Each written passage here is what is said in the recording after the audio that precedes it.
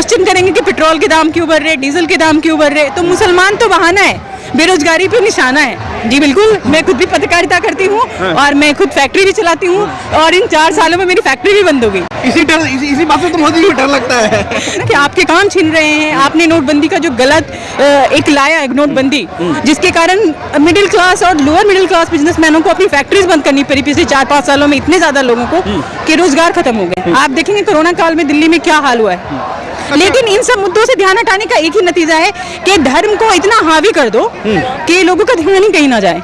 हम कहते हैं ना कि धर्म और राष्ट्रवाद एक ऐसी अफीम है ना जिसका नशा का काट कोई है ही नहीं। तो ये बेवकूफ आम जनता है, नहीं जो उनके बने हुए हैं, जो उनके अंधभक्त जो हैं, जो सो कॉल्ड अंधभक्त हैं, 1000 रुपए पेट्रोल भी होगा तो खरीदेंगे। अपने 5 किलो राशन को एक वो बना लिया, हथियार बना लिया, और फिर कहते हैं कि अगर हम मुफ्त की आदत लगाएंगे तो हमारा हर सीजन का जैसा हो जाएगा। बच्चे कह रहे हैं कि Amit Shah don don, Narendra Modi don don, RSS don don, ये क्या होगा, इससे सॉल्यूशन है क्या? कुछ नहीं, डर के एक आदत सी होगी ना। अगर आप कोई बुद्धिजीवी बोलता है मैं अपना अवार्ड वापस करेगा तो कहेंगे अवार्ड वापसी गैंग, किसी को कहते हैं खान मार्ट के गैंग, किसी को कुछ कहेंगे। तो लोगों के मतलब एक जो सीरियसनेस खत्म हो गई है गवर्नमेंट में। मैं बिहार से आती हूँ, ठीक है, मैं बिहार से, मैं समस्तीपुर जिले से हूँ। तो कहते हैं आपके भागलपुर में तो दंगे भी हुए, हमारे यहाँ तो कभी कुछ हुआ भी नहीं है। कि मतलब लोगों को जो बेसिक मुद्दे हैं, बेरोजगारी, महंगाई, उस पर ध्यान ना जाए, इसके लिए मुसलमानों को टारगेट किया जा रहा है। जहाँ भी देखे एक सवाल और है, ये हिपोक्रेसी है बस, ये सब बहाना है। जय श्री राम हम पहले भी बोलते थे, अभी भी बोलते हैं, जो बोलने वाले हमेशा बोलेंगे। ये लोग गोडसे करते हैं, क्यों नहीं दूसरे देश में जाकर गोडसे को पूजा कर लेते हैं? क्यों गांधी याद आते हैं उन्हें?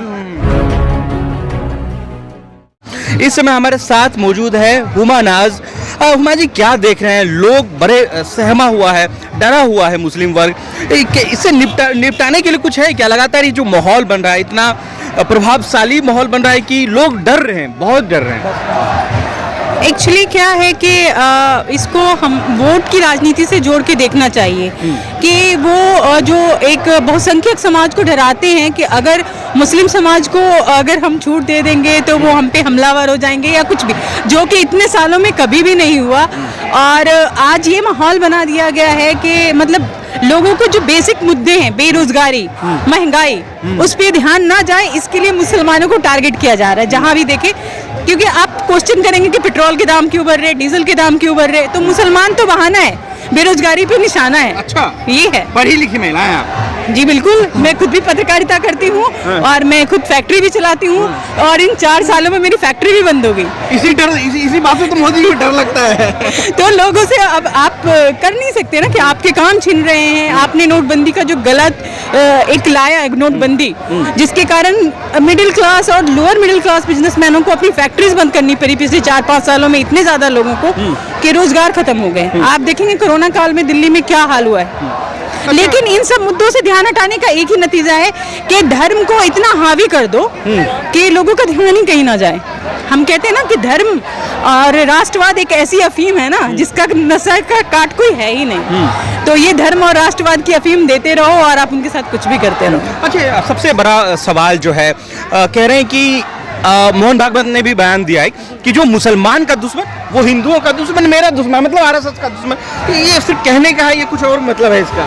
ये क्या है ना, वो तो अपनी बात कहते हैं, लेकिन जो आम जन, जो बेवकूफ है, जो बेवकूफ आम जनता है, नहीं जो उनके बने हुए हैं, जो उनके अंधभक्त जो हैं, जो सो कॉल्ड अंधभक्त हैं, 1000 रुपए पेट्रोल भी होगा तो खरीदेंगे। तो उन्हें पता नहीं है कि जीवन जीना इतना आसान नहीं है। सिर्फ 5 किलो राशन से जीवन नहीं कटता है। जब मेडिसिन खरीदने जाना होता है, जब आपके घर में कोई बीमार होता है, इमरजेंसी में दवाइयों की जरूरत होती है, तो 5 किलो राशन काम नहीं आता है। आप 5 किलो राशन, आप कहते हैं कि कोरोना काल में दिया गया। हर देश ने अपने नागरिकों को बहुत सारी सुविधाएं दी हैं कोरोना काल में, हमारे इंडिया में ही नहीं दिया गया। लेकिन आपने 5 किलो राशन को एक वो बना लिया, कि हथियार बना लिया, और फिर कहते हैं कि अगर हम मुफ्त की आदत लगाएंगे तो हमारा हर सीजन का जैसा हो जाएगा। तो अब उनकी बातें ही खुद डबल स्टैंडर्ड है। बच्चे कह रहे हैं कि Amit Shah don don, Narendra Modi don don, RSS don don, ये क्या होगा, इससे सॉल्यूशन है क्या? कोई सॉल्यूशन तो देखिए कोई नहीं, प्रॉपर सॉल्यूशन तो हमें मिलके जितने भी बुद्धिजीवी वर्ग के लोग हैं, देखिए क्या है कि अब देश ने बोलना छोड़ दिया है, खामोश हो गया है। अगर कोई खामोश नहीं, डर के एक आदत सी हो गई ना। अगर आप कोई बुद्धिजीवी बोलता है मैं अपना अवार्ड वापस करेगा तो कहेंगे अवार्ड वापसी गैंग, किसी को कहते हैं खान मार्ट के गैंग, किसी को कुछ कहेंगे। तो लोगों के मतलब एक जो सीरियसनेस खत्म हो गई गवर्नमेंट में। सीरियस नहीं ले रहे।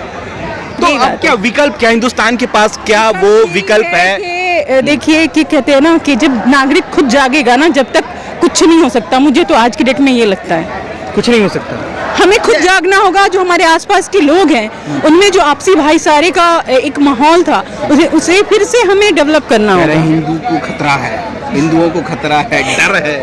ये तो देखिए एक बनाई हुई चीज है। मैं बिहार से आती हूँ, ठीक है, मैं बिहार से, मैं समस्तीपुर जिले से हूँ।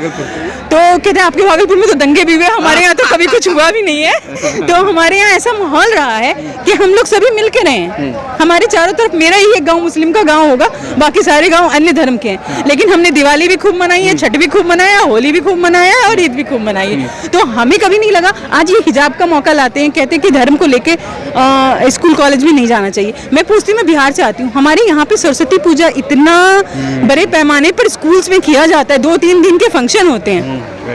तो हमने तो कभी नहीं किया और हमने तो सेलिब्रेट किया है उस चीज को। तो एक सवाल और है। ये हिपोक्रेसी है बस। कौन सा क्रेसी है? हिपोक्रेसी। अच्छा। तो ये जो तैयार किया जा रहा है एक माहौल, लोग कह रहे हैं कि ना 2024 देख रहे हैं, आप ऐसे इसमें बिलीव करती हैं? हाँ बिल्कुल। देखिए क्योंकि देखिए महंगाई पे जवाब देना होगा, महंगाई पे जवाब देना होगा उन्हें, बेरोजगारी पे जवाब देना होगा। ये सब बहाना है। जय श्री राम हम पहले भी बोलते थे, अभी भी बोलते हैं, जो बोलने वाले हैं हमेशा बोलेंगे।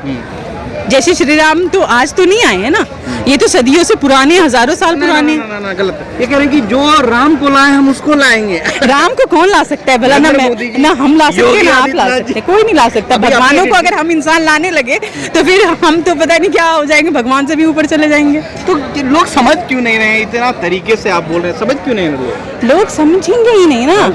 ये अभी थोड़ा सा अभी है, ये अभी रहेगा कुछ दिनों तक, जब तक ये एक कहते हैं ना, ये अफीम का नशा है राष्ट्रभक्त और धर्म का, उतरेगा, टाइम आएगा। मंदिर बनने लगता है बात पे कुछ। अब मंदिर भी बन जाएगा, सब कुछ बन जाएगा, फिर कुछ और ले आएंगे ना। ये अभी चलता रहेगा। हिंदू राष्ट्र का भी मांग होता है, वो भी बन जाएगा।